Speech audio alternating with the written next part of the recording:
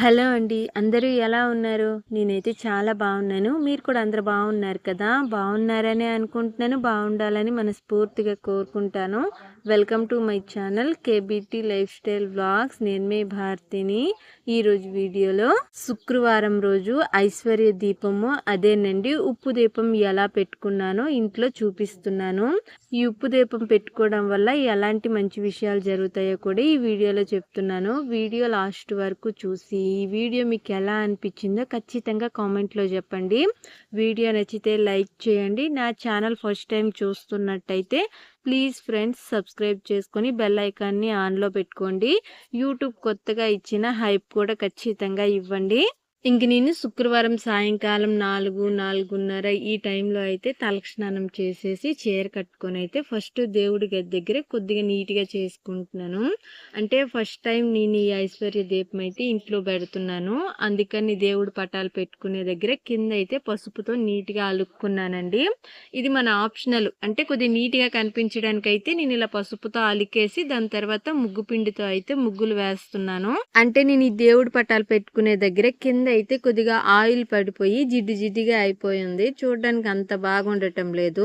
ఎందుకో దీపం పెడుతున్నా సరే దీపం పెట్టిన దగ్గర అంత నీట్గా అనిపించటం లేదు. అందుకని ఫస్ట్ అయితే పసుపుతో నీట్గా అలికేసుకున్నాను. దాని తర్వాత చిన్న డిజైన్లు అయితే వేసుకున్నాను. ఇలా చేసుకున్నాం అనుకోండి చూడటానికి బాగుంటది, మనసుకు కొద్దిగా హాయిగా అనిపిస్తుంది కదా. అందుకని ఇలా అయితే ఫస్ట్ నీట్గా దేవుడి దగ్గర అయితే మొత్తం ఇలా ముగ్గులు అయితే వేసేసుకున్నాను. చిన్న డిజైన్లే వేసానులేండి, ఎక్కువ టైం అయితే ఏం పట్టలేదు. ఇంకా కామెంట్లో ఒకరిద్దరు చెప్పారు, అంటే కిచెన్ రూమ్ దగ్గర ఎలా నీట్గా మేక్ ఓవర్ చేసుకున్నాను, ఈ దేవుడు పటాలు పెట్టుకునే దగ్గర కూడా రెడ్ పెయింట్ వేసేసి నీట్గా ముగ్గులు వేసుకోండి బాగుంటుంది చూడడానికి అని అయితే చెప్పారు.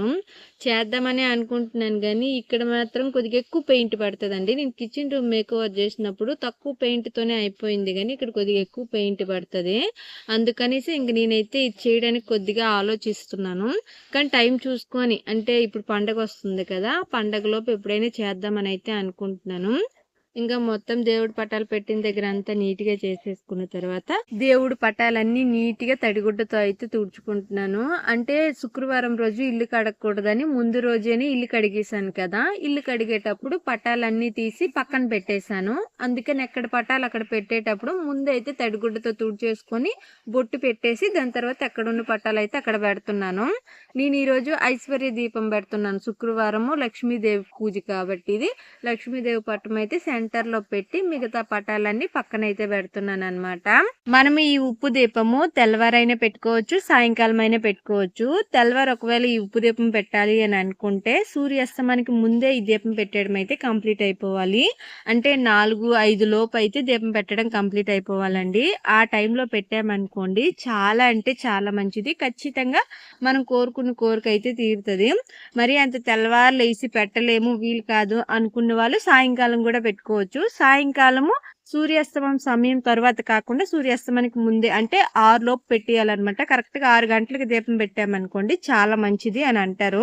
అందుకని నేను సాయంకాలం అయితే పెట్టుకుంటున్నాను. నేను 4 గంటలకు అయితే తలస్నానం చేసేసి దేవుడి దగ్గర మొత్తం నీట్గా క్లీన్ చేసి దేవుడికి ప్రసాదం చేసి దీపం పెట్టేటప్పటికి టైం అయితే కరెక్ట్గా 6 అయిపోయింది. ఇంకా దేవుడి పట్టాలని తడిగుడ్డతో తుడిచేసి బొట్లు పెట్టేసి ఎక్కడున్నా అక్కడ పెట్టేసిన తర్వాత పువ్వులు అయితే దేవుడి పట్టాలన్నిటికీ నీట్గా పెట్టుకుంటున్నాను. ప్రస్తుతానికైతే నేను కొనుక్కొని తీసుకొచ్చి గులాబీ పువ్వులు మాత్రమే ఇంట్లో పువ్వులు ఉన్నాయి, అవి మాత్రమే పట్టాలన్నిటికీ పెడుతున్నాను.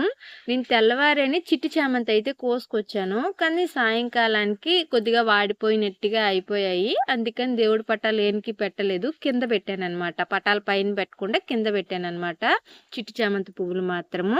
మనకి ఉప్పు దీపం పెట్టడానికి మెయిన్ కావాల్సినవి 3 ప్రమిదలు, ఒక ఉప్పు ప్యాకెట్, ఇంకా తమలపాకులు, అంటే బయట నుండి కొనుక్కొని రావాల్సినవి ఇవన్నీ. మిగతావన్నీ ఇంట్లో ఉంటాయి కదా, హారతి కర్పూరము, పసుపు, కుంకుమ, ఒత్తులు, నూనె ఇవన్నీ ఇంట్లో ఉంటాయి కాబట్టి ఇంకేం కొనాల్సిన అవసరం ఉండదు. కానీ బయట నుండి ఫ్రెష్గా కొనుక్కొని తీసుకురావాల్సినవి మాత్రం 3 ప్రమిదలు, కల్లుప్పు. ఇంట్లో వాడింది కల్లుప్పు అయితే వాడకూడదండి, ఫ్రెష్గా కొనుక్కొని తీసుకొచ్చి సపరేట్గా దేవుడి కోసం వాడుకునేది మాత్రమే ఈ ఉప్పు దీపం పెట్టడానికి అయితే వాడాలి. ఇంకా నేను తీసుకున్న ప్రమిదలన్నీ 1 గంట సేపు నీటిలో నానబెట్టుకుని దాని తర్వాత దీపం పెట్టుకునే ముందు అయితే ప్రమిదలకు 3టికి కూడా పసుపు అయితే రాసుకున్నాను. మొత్తం ఎక్కడ కూడా బొల్లు లేకుండా ప్రమిదలు మొత్తం అయితే రాసుకున్నాను. దాని తర్వాత కుంకుమతో అయితే బొట్టులు పెట్టుకుంటున్నాను. నేనైతే ఈ ఉప్పు దీపము 11 శుక్రవారాలు పెట్టాలి అనేసి అయితే మొక్కుకున్నానండి. అంటే మనం ఎన్ని రోజులు, ఎన్ని శుక్రవారాలు ఈ దీపం పెట్టాలనుకుంటున్నామో అన్ని శుక్రవారాలు అయితే పెట్టుకోవాలి. అది మన ఇష్టం అనమాట. ఎక్కువగా 11 శుక్రవారాలు గానీ, 16 శుక్రవారాలు గానీ, 21 శుక్రవారం గానీ, 41 శుక్రవారం గానీ పెట్టుకుంటే ఈ దీపము చాలా మంచిది. మనం కోరుకున్న కోరిక ఖచ్చితంగా తీరుతది అని అంటారు. ఇంకా ఇంట్లో కూడా ఎప్పుడు పాజిటివ్ వైబ్రేషన్ ఉంటది. నెగెటివ్ ఎనర్జీ ఏదైనా ఉన్నా సరే బయటికి పోతది అని అంటారు.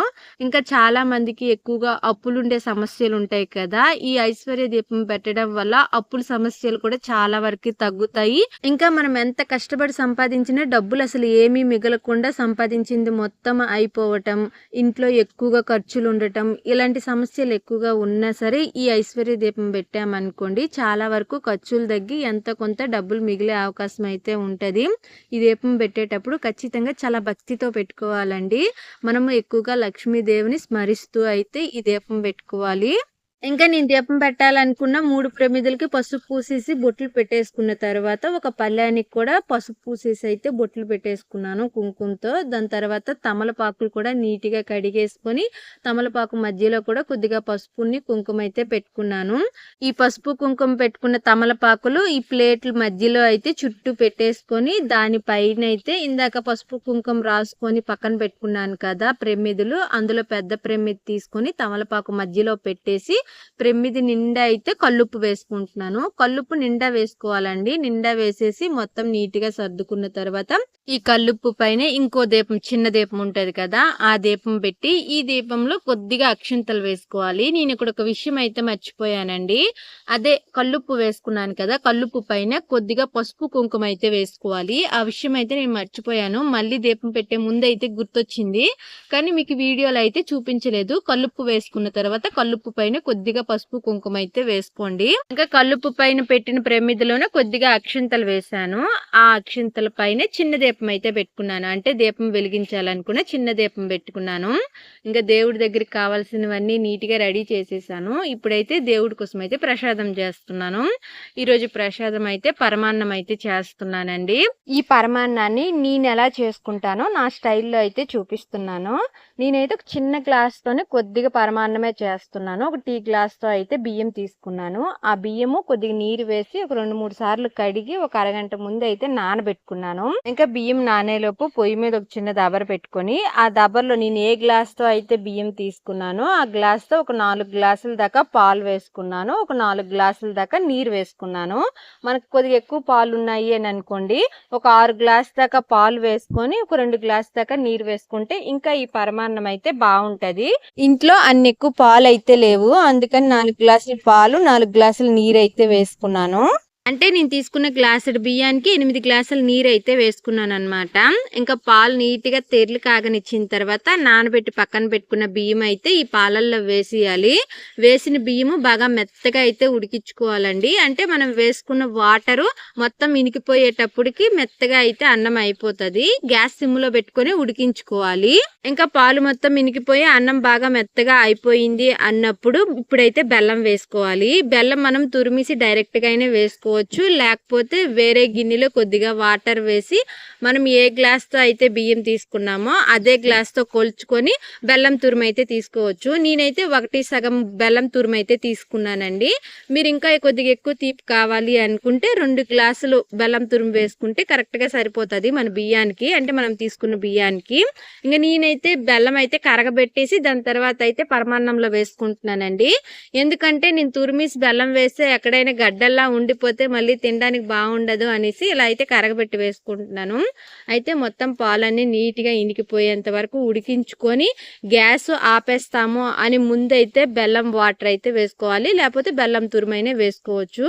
ఇంకా నేనైతే దీంట్లో వేయడానికి యాలక్కాయలు అయితే లేవండి. యాలక్కాయలు వేసుకుంటే ఇంకా ఈ పరమాన్నము మంచి వాసనతో బాగుంటుంది. యాలక్కాయలు లేవు, ఉన్ని జీడిపప్పుని కొద్దిగా వేగించి అయితే వేసుకున్నాను. మనం ఈ జీడిపప్పు వేగించుకునేటప్పుడే కొద్దిగా ఎండు ద్రాక్ష ఎండు కొబ్బరి వేగించుకొని ఈ పరమాన్నంలో వేసుకుంటే తినడానికి చాలా బాగుంటుంది. కానీ ఇంట్లో ప్రస్తుతానికి అన్నేమీ లేవు. ఉన్ని వాటితోని ఈ పరమాన్నం అయితే చేసేస్తున్నానండి. ఇంకా అన్నీ వేసుకునడం అయిపోయిన తర్వాత ఇంకా దించేస్తాను అనుకునే ముందైతే కరగబెట్టి పెట్టుకున్నాను కదా బెల్లం వాటర్, ఆ వాటర్ అయితే ఈ పరమాన్నంలో వేసేసి మొత్తం నీట్గా కలిసేలా అయితే కలుపుకుంటున్నాను. అంతేనండి, సింపుల్ ఈ పరమాన్నం చేయడము. మనం వేసుకోవాలి అనుకుంటే కొద్దిగా సాల్ట్ వేసుకోవచ్చు. కల్లుప్పైన సాల్ట్ అయినా కొద్దిగా వేసుకోవాలి, మరీ ఎక్కువ వేయకూడదు. చిటికెడు వేసుకుంటే సరిపోతుంది. అంటే ఈ తీపిని ఇంకొద్దిగా టేస్ట్గా మార్చడానికి అయితే కొద్దిగా ఉప్పు వేసుకుంటారు. మరీ ఎక్కువ వేసుకున్నాం అనుకోండి ఉప్పు కారులా అనిపిస్తుంది. అంటే చిటికెడి కాడికి ఒక్క రవ్వ ఎక్కువైనా సరే ఉప్పు ఎక్కువైనట్టుగా అనిపిస్తుంది. తీపిలో ఎప్పుడైనా సరే తీపు టేస్ట్ పెంచడానికి కొద్దిగా మాత్రమే మనం సాల్ట్ అయితే వేసుకోవాలి. ఇంకా ప్రసాదం రెడీ అయిపోయిన తర్వాత ఇప్పుడైతే దీపం పెట్టుకుంటున్నాను. దీపం పెట్టుకునే ముందు అయితే ఫస్ట్ ఇల్లంతా కూడా ధూపం వేసుకున్నానండి. దాని తర్వాత దేవుడి దగ్గర కూడా ధూపం వేసుకుంటున్నాను. మనము ఈ శుక్రవారం రోజు ఐశ్వర్య దీపం పెట్టినప్పుడు ఇల్లు మొత్తము ధూపం వేసుకుంటే చాలా అంటే చాలా మంచిది. ఖచ్చితంగా ఇది మాత్రం మిస్ కాకండి. ఎలా అయినా సరే ఇంట్లో ధూపం వేయడానికి అయితే ప్రయత్నించండి. ఎందుకంటే ధూపం వేయడం వల్ల ఇంట్లో ఎలాంటి నెగిటివ్ ఎనర్జీ ఉన్నా సరే ఖచ్చితంగా పోతుందండి. ఇది ఖచ్చితంగా మనం నమ్మాల్సిన విషయము. ఇంకా ధూపం వేయడం అయిపోయిన తర్వాత దీపాల్లో అన్నిట్లో కూడా 3 ఒత్తులు వేసుకొని కొద్దిగా నువ్వుల నూనె వేసుకొని అయితే దీపం వెలిగించుకుంటున్నాను. మనం ఈ ఐశ్వర్య దీపము నువ్వుల నూనె వేసుకొని అయినా లేకపోతే లక్ష్మీదేవికి ఎంతో ఇష్టమైన ఆవు నెయ్యి అయినా వేసుకొని దీపం వెలిగించుకుంటే చాలా అంటే చాలా మంచిది. ఈ దీపము డైరెక్ట్గా అగ్గిపుల్లతో కాకుండా ఇలా వాసన పుల్లలకి అగ్గిపుల్ల ముట్టించి దాని తర్వాత దీపం వెలిగించుకుంటే మంచిది అని అంట. నాకు ఇంతకు ముందు ఈ విషయం అయితే తెలియదండి. ఒకరు కామెంట్లో చెప్పేదాకా నాకు డైరెక్ట్గా అగ్గిపుల్లతో వెలిగించకుండా వాసన పుల్లలకి వెలిగించి దాని తర్వాత దీపం పెడితే మంచిది అని నాకైతే తెలీదు. వాళ్ళు చెప్పిన నుండి నేను ఎప్పుడైనా సరే దీపం అయితే ఇలానే వెలిగిస్తున్నాను. ఇంకా దీపం వెలిగించేసిన తర్వాత అవే వాసన పుల్ల కడ్డీలు దేవుళ్ళన్నిటికీ నీట్గా తిప్పేసుకొని వాసన పుల్లలు అయితే పక్కన పెట్టేసుకున్నాను. ఇంకా నేను ఈ దీపం పెట్టేటప్పుడు ఏవైనా మిస్టేక్ చేశానో ఏమో మీరు ఏదైనా గమనిస్తే మాత్రం ఖచ్చితంగా కామెంట్లో చెప్పండి. నేను అలాగో 11 శుక్రవారాలు చేయాలి అనుకుంటున్నాను కదా. నెక్స్ట్ టైం ఈ దీపం పెట్టేటప్పుడు ఎలాంటి పొరపాటు చేయకుండా కరెక్ట్గా పెడదామని అయితే అనుకుంటున్నాను. అంటే ఏవైనా మిస్టేక్స్ మీరు ఏవైనా కనిపెడితేనే ఖచ్చితంగా కామెంట్లో చెప్పండి. ఇంకా దీపం పెట్టేయడం అయిపోయిన తర్వాత నేను చేసుకున్న ప్రసాదం అయితే దేవుడికి పెట్టేస్తున్నాను. మనము ఈ ఉప్పు దీపం పెట్టుకునేటప్పుడు ఖచ్చితంగా ఏదో ఒక ప్రసాదం చెయ్యాలి అనేసి అయితే లేదండి. కాకపోతే నేను ఫస్ట్ శుక్రవారం ఇదే ఫస్ట్ టైం నేను ఉప్పు దీపం ఇంట్లో పెడుతున్నానని మాత్రమే ఈ ప్రసాదం అయితే చేశాను పరమాన్నము. మనము మామూలుగా బెల్లమైనా పంచదార పట్టికైనా లేకపోతే ఏ ఫ్రూట్ ఉంటే ఆ ఫ్రూట్ అయినా పెట్టేసి దీపం పెట్టేసుకోవచ్చు. ఖచ్చితంగా ఏదో ఒక స్పెషల్ ప్రసాదం అయితే చెయ్యాలని అయితే ఏమీ లేదు. నేను ఫస్ట్ టైం చేస్తున్నానని మాత్రమే చేశాను. ఇంకా దీపం మొత్తం పెట్టేయడం అయిపోయిన తర్వాత లక్ష్మీదేవికి అయితే దండం మొక్కుకున్నాను. ఈ లక్ష్మీదేవికి ఏవో మంత్రాలు ఉంటాయి కదా, ఆ మంత్రాలు వస్తే చదువుకుంటే చాలా మంచిది. నాకైతే ఇప్పుడు దాకా ఏ మంత్రాలు తెలియదండి. ఇక పై నుండి ఏవైనా యూట్యూబ్లో చూసి నేర్చుకోవాలి. ఇప్పుడు ప్రస్తుతానికి అయితే ఏమీ రాలేదు. కేవలం లక్ష్మీదేవుడిని స్మరించుకొని అయితే దండం పెట్టేశాను. లాస్ట్లో అయితే హారతి ఇచ్చేస్తున్నాను అనమాట. ఇంతేని ఉప్పు దీపం పెట్టడం అయితే అయిపోయింది. ఈ ఉప్పు దీపం పెట్టడానికి ఎలాంటి ఖర్చు ఉండదు, ఎక్కువ టైం కూడా పట్టదు. చాలా ప్రశాంతంగా చేసుకోవచ్చండి, చాలా సింపుల్గా. నాకైతే చాలా అంటే చాలా హాయిగా అనిపించింది, మనసుకైతే చాలా హ్యాపీగా అనిపించింది. సింపుల్గా చేసుకోవడం అయితే అయిపోయింది. కనీసం 100 రూపాయలు కూడా ఖర్చు కాకుండానే ఈ దీపం పెట్టేసుకోవచ్చు అనమాట.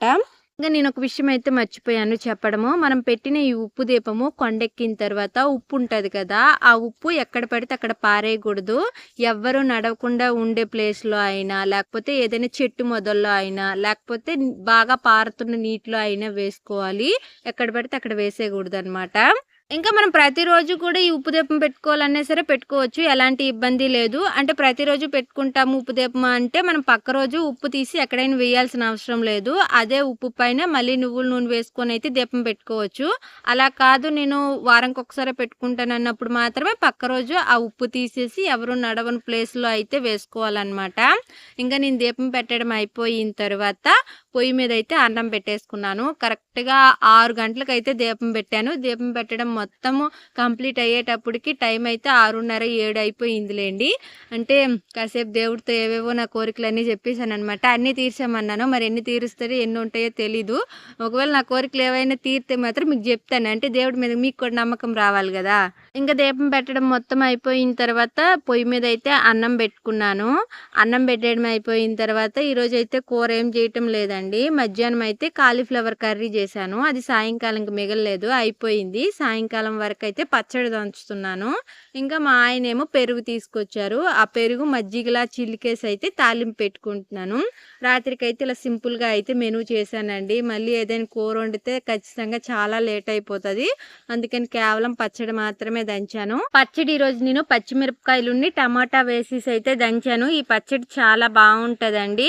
ఎప్పుడైనా మనకి టైం లేదు, వెంటనే పచ్చడి దంచడం అయిపోవాలి అని అనుకుంటే ఈ పచ్చడి చేసుకుంటే చాలా తక్కువ టైంలోనే సింపుల్గా అయిపోతుంది. ఈ పచ్చడి టేస్ట్ కూడా చాలా బాగుంటుంది. నాకైతే చాలా అంటే చాలా ఇష్టం అండి. కాకపోతే ఈ పచ్చడి ఎక్కువ రోజులు నిల్వ ఉండదు. 1 లేదా 2 రోజుల్లోనే మనం ఈ పచ్చడి అయితే తినేయాలన్నమాట. నార్మల్గా వేరే పచ్చళ్ళు అయితే కనీసం 3 రోజులైనా ఉంటుంది. కానీ ఈ పచ్చడి నేను ఈరోజు రాత్రి దంచాను కదా, రేపు రాత్రి వరకే ఉంటుంది. దాని తర్వాత పుల్లగా అయిపోయి అదొక రకమైన పులుపు వాసన అయితే వచ్చేస్తుంది అనమాట. ఇంకా పచ్చడి దంచడం అయిపోయిన తర్వాత పెరుగునైతే మజ్జిగలా చిలుక్కొని మజ్జిగ చారు అయితే తాలింపు పెట్టుకుంటున్నాను.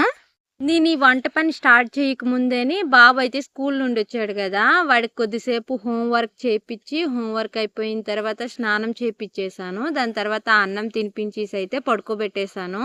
వాడు పడుకున్న తర్వాతే నేను ఈ వంట పని అయితే చేశాను. అంటే పచ్చడి దంచడము, దాని తర్వాత పెరుగు తాలింపు పెట్టుకోవడము, ఇంకా మా మావయ్య కోసం ఒక 2 చపాతీలు చేయాలి. అది ఇంకా చేయలేదులేండి, చేస్తాను.